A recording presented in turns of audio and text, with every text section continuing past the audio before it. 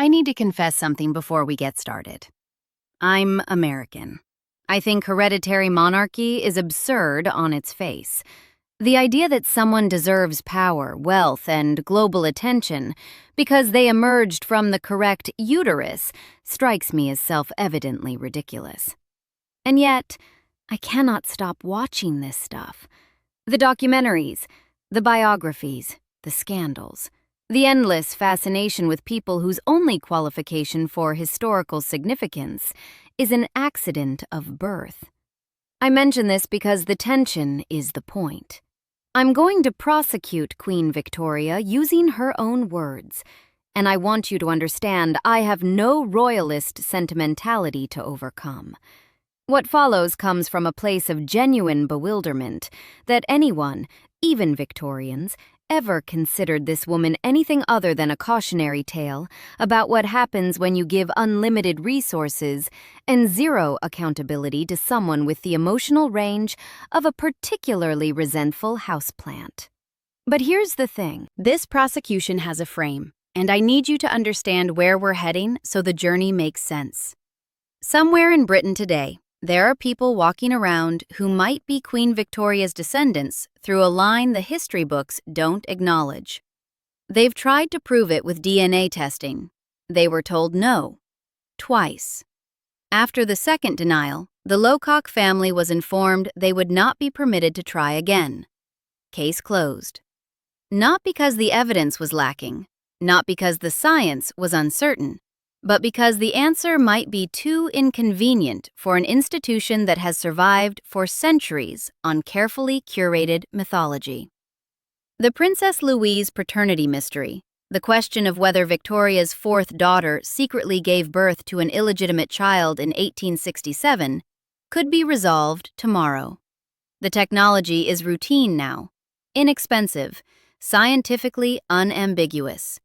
A cheek swab, a few weeks in a lab, done. It won't happen. The machinery of royal concealment that protected Victoria during her lifetime continues to protect her legacy today. And to understand why that machinery was so essential, you have to understand what exactly it was protecting. You have to understand who Queen Victoria actually was as a mother. Spoiler, she was worse than you think.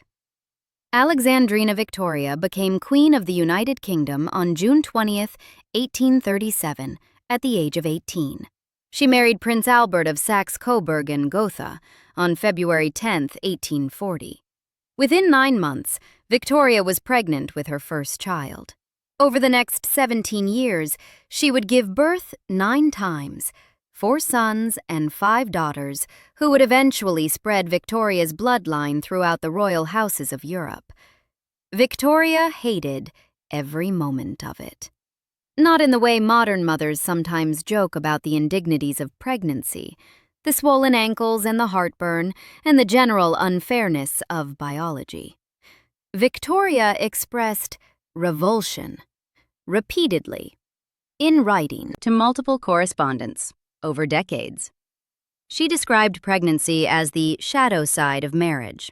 She wrote that she had the greatest horror of having children and would rather have none. These weren't private outbursts discovered posthumously against her wishes. Victoria preserved these letters. She clearly expected posterity to read them. She considered her position reasonable. And her opinions on the babies themselves? Let me quote her directly, because I want you to hear this in her own words. Abstractedly, I have no tender for them till they have become a little human. An ugly baby is a very nasty object, and the prettiest is frightful when undressed. In short, as long as they have their big body and little limbs and that terrible frog-like action. Frog-like. She described her children as frog-like. When her daughters grew up and became pregnant themselves, Victoria didn't offer congratulations. She warned them that breastfeeding would turn them into cows. 9 children in 17 years. Victoria Adelaide Mary Louisa, called Vicky, arrived November 21st, 1840. Albert Edward, the future Edward VII everyone called Birdie, followed on November 9th, 1841.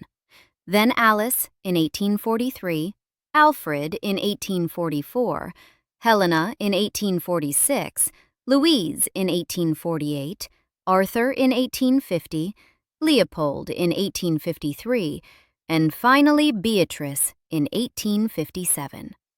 9 children born to a woman who found them disgusting, who resented their existence, who saw them as obligations rather than people. Now, at this point, someone always raises what I'm going to call the product of her time defense. Victorian aristocrats weren't expected to be hands-on parents. Upper-class children were raised by nannies and governesses. Victoria was simply following the conventions of her era. She was a queen, for God's sake. Nobody expected her to change nappies. I'm going to address this defense once. Then we're going to bury it so thoroughly, it never resurfaces. Yes, Victorian aristocratic parenting involved delegation. Yes, there was typically what was called a children's hour, during which parents would spend an hour in the company of their children before handing them back to staff. This was standard. This was expected. But Victoria's own letters reveal she went far beyond these norms. She admitted in correspondence to Vicky that she would only check in on her children directly once every 3 months. Not once a day, not once a week, once every 3 months. Even by the standards of women who had nurseries full of servants, this was exceptional negligence. More importantly, the product of her time defense assumes that everyone during Victoria's era behaved as she did and shared her views. They didn't. Her husband, Prince Albert, was, by all accounts, a devoted father. He spent time with his children. He involved himself in their education. He expressed what Victoria herself recognized as excessive affection. Victoria would often tell Albert he was spending too much time with the children, not because she was worried about the children's welfare, but because she was jealous of their claim on his attention. Albert's parenting was typical of expectations for an involved upper-class father. Victoria's parenting was extreme, even by the standards of her class and gender. The product of her time defense isn't just weak, it's factually wrong. Victoria was exceptional, and her contemporaries knew it. The children raised in this environment carried the scars for the rest of their lives. Some would die young. Some would be blamed for deaths they didn't cause. And some would allegedly produce children whose descendants are still fighting for acknowledgement today. But before we get to the mystery of Princess Louise, we need to talk about Prince Leopold.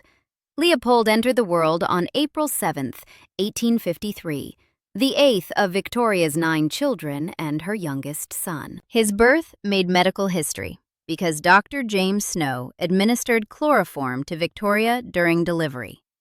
She recorded that she expressed great relief from the application. At a time when pain relief during childbirth was controversial on both religious and medical grounds. The Queen's endorsement of anesthesia helped normalize its use. That's one of the few unambiguously positive contributions Victoria made to the welfare of future generations.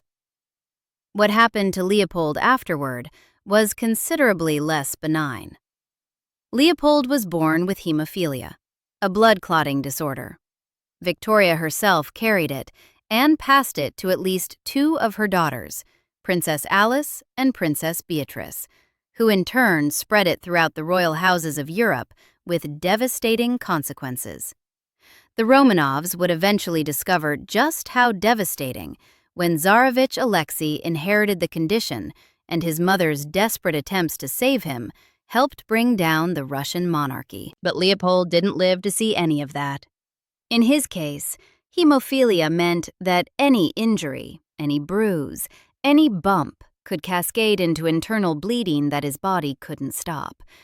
He would develop massive swelling in his joints. He was frequently confined to bed. He lived in constant danger of bleeding to death from injuries that would heal without incident in a healthy child. Some doctors at the time incorrectly blamed Leopold's hemophilia on Victoria's use of chloroform during childbirth. This theory was medically baseless. Hemophilia is inherited. Victoria was a carrier regardless of delivery choices. But the misconception may have shaped Victoria's response to her son. Whatever the cause, her documented reaction to having a medically fragile child was not compassion. She described Leopold as the ugliest and least pleasing of the whole family. She resented his limitations. She viewed his illness as something between a personal failing and an accusation directed at her. And here's where it gets hard to write about. What we know for certain is that Victoria and Albert used corporal punishment on all of their children. Hitting children was standard discipline in Victorian England. But what makes Leopold's case extraordinary is that corporal punishment of a hemophiliac child isn't merely cruel, it's potentially lethal. Every blow risked internal bleeding. Every strike could trigger the kind of hemorrhage that would eventually kill him. And Victoria's own mother, the Duchess of Kent, reportedly intervened at one point to stop Victoria from having Leopold beaten. This intervention suggests the Duchess found Victoria's treatment extreme enough to warrant interference. Not a small thing in an era when parents' authority over children was nearly absolute. Victoria's response to her mother's concern was chilling. She told the Duchess that, if she had 8 children, she would soon get used to them being beaten and not caring when they cried. She would get used to not caring when they cried. Her hemophiliac son, the child who could bleed to death from a fall, the child whose joints swelled with blood from minor impacts, and she was dismissing maternal concern about his discipline as something a more experienced mother would learn to ignore. Leopold married Princess Helena of Waldeck and Pyrmont in 1882 and fathered 2 children. He proved that even hemophilia couldn't entirely prevent him from living something resembling a normal life. But his body was accumulating damage. 30 years of bleeds, 30 years of injuries that healthy people would have forgotten within days. On March 28, 1884, in Cannes, Leopold fell down a staircase. He suffered a cerebral hemorrhage. His hemophilia meant his brain couldn't stop bleeding. He died at the age of 30. His wife was pregnant with their 2nd child at the time. Leopold never met that child. The official cause of death was the disease. But the disease was always going to kill him eventually. What determined when was how much damage his body accumulated over those 30 years. Every injury mattered. Every bruise counted. Every act of violence against his fragile body brought him closer to the fall that would finally end his life. While Leopold suffered the particular cruelty reserved for the vulnerable, his older brother Birdie was experiencing a different kind of punishment: the sustained, decades-long condemnation of a child for sins that weren't really his. The sequence of events that would define Birdie's relationship with his mother began in 1861. Birdie was 19 years old, stationed at an army camp in Ireland, when he had an affair with an actress named Nellie Clifton. Prince Albert learned of the affair and traveled to Cambridge to confront his son in late November 1861. The journey was difficult. Albert was already in declining health. Within weeks of the confrontation on December 14, 1861, Albert was dead, likely typhoid fever. He was 42 years old. The timeline was coincidental. Albert's typhoid had nothing to do with a stern conversation with his teenage son about actresses. But Victoria refused to see it that way. In her mind, Birdie had killed his father. The stress of learning about his son's immorality, the exhausting journey to Cambridge, the emotional toll of the confrontation. Victoria drew a direct line from Birdie's affair to Albert's grave. She wrote in a letter that she could never look at him without a shudder. That shudder lasted 40 years. Victoria refused Birdie political power for the rest of her life. He spent 59 years as heir apparent, longer than any other heir in British history. waiting for a mother who wouldn't let him meaningfully participate in governance because she couldn't forgive him for a teenage indiscretion. He was excluded from significant state business. He was given ceremonial duties but no real authority. He was treated as a disappointment, a killer, and a fool. The playboy image that attached itself to Edward VII, the gambling, the affairs, the pleasure-seeking, makes considerably more sense when you understand his own mother decided he was worthless before he turned 20 and never changed her mind. Albert's death shattered something in Victoria. She descended into grief so extreme, her own government worried about her sanity. She withdrew from public life almost entirely. She dressed in black for the remaining 40 years of her life. She preserved Albert's rooms exactly as he left them, ordering his clothes laid out daily as if he were still alive. The woman who had found her children frog-like and had learned not to care when they cried turned out to be capable of profound attachment after all. Just not to the children she'd produced. Victoria's interest in the supernatural predated Albert's death. As early as November 1839, before they were married, she had asked Albert if he believed in spirits. In July 1846, she attended a séance with a young medium named Georgiana Eagle, known as the Mysterious Lady. But after December 1861, Victoria's interest became urgent. She was, according to historians, increasingly eager to communicate with the dead, specifically to communicate with Albert. Enter Robert James Lees, a 13-year-old medium who conducted séances in which he claimed to channel Prince Albert's spirit. Lees demonstrated knowledge that seemed impossible for a teenager to possess. He called Victoria by a pet name that only she and Albert had used. Victoria was sufficiently impressed that she sent courtiers to attend Lees's séances incognito to verify his claims. She attempted to hire him as a resident medium at the palace. Lees declined. He was, after all, 13. But he reportedly suggested an alternative. He told Victoria there was someone already in her household through whom Albert's spirit could communicate more directly. That person was John Brown. Brown was a Scottish gillie, a servant who attended the royal family during outdoor activities at Balmoral, Victoria's Scottish estate. He was born in 1826.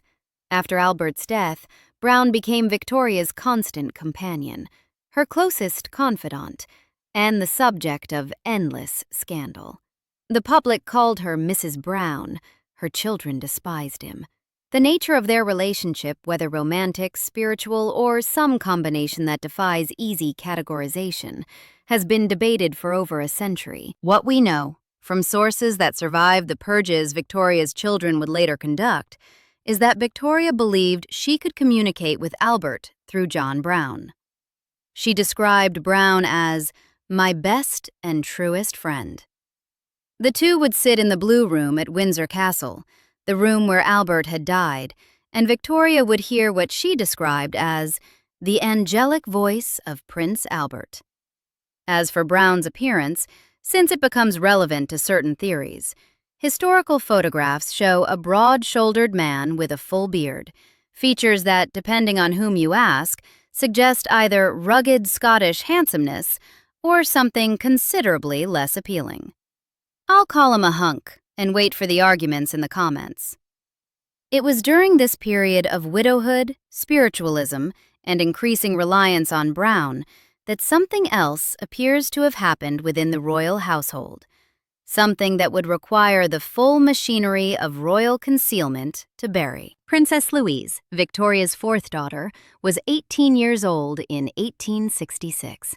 She had always been marked as different from her siblings, more artistic, more willful, more interested in the world beyond palace walls. She would eventually study sculpture with Joseph Edgar Boehm and become a legitimate artist. Unusual for a princess expected to ornament rather than create. The Crown Chronicles describes her as the most rebellious, artistic, and beautiful of all of Queen Victoria and Prince Albert's children. According to researcher Lucinda Hawksley, whose biography, The Mystery of Princess Louise, Queen Victoria's rebellious daughter, makes the most thorough case, Louise became pregnant in 1866 at the age of 18 or 19. The suspected father was Walter Sterling, Prince Leopold's tutor.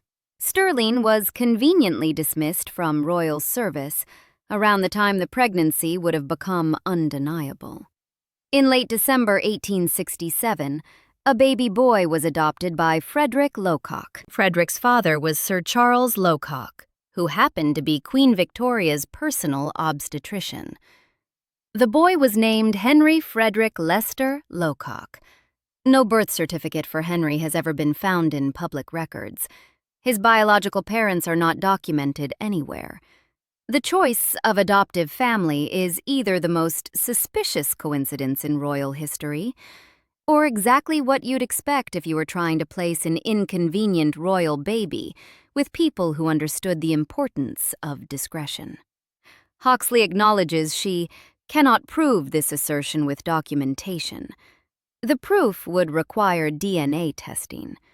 Princess Louise went on to marry John Campbell, Marquis of Lorne, on March 21, 1871. The marriage produced no children. Her childless marriage has always been explained as a disappointment, a failure of biology. But if the Locock family is right, Louise had already proven she could conceive. She simply never did so within the bounds of marriage. Perhaps she'd learned from that first disaster what happened to royal women who produced inconvenient babies. Victoria died on January 22, 1901, at age 81, ending a reign of 63 years. Birdie, the son she'd blamed for Albert's death, the son she'd looked at with a shudder for 4 decades, finally became King Edward VII. He was 59 years old. His best years were behind him. His reputation had been shaped by decades of exclusion from meaningful work, by a mother who decided he was worthless and spent 40 years proving she meant it. Almost immediately after Victoria's death, her children began destroying evidence. John Brown's letters and journals were burned, specifically to prevent anyone from learning the full nature of his relationship with their mother. Whatever secrets Victoria kept, about Brown, about Louise, about any number of scandals we can no longer access, her children made sure those secrets would stay buried. And here we are. More than a century later, the Locock family has descendants. Queen Victoria has confirmed descendants through her other children. The technology to compare their DNA is routine, inexpensive, and scientifically unambiguous. They asked. Twice. They were told no. They were told the case is closed. There's something almost admirable about the machinery's efficiency. Victoria was cruel to her children, blamed her son for his father's death, beat her hemophiliac child until her own mother intervened, described babies as frog-like, and learned to ignore them when they cried. She conducted seances, believed her servant channeled her dead husband's spirit, and almost certainly helped cover up her daughter's illegitimate pregnancy. And the institution that protected her then protects her still. The truth could be established tomorrow. It won't be. Oh, and one more thing. I'm going to drop this and walk away because I'm not here to make claims I can't prove. But the next time you see a photograph of John Brown, that broad-shouldered Scottish gilly with the full beard, take a look at the modern royal family. Look at the ones who don't quite match. I'm just saying the resemblance is interesting. And the royal family has reasons to keep certain lineage questions unexamined. But that's a story for another time. Subscribe for more stories like this.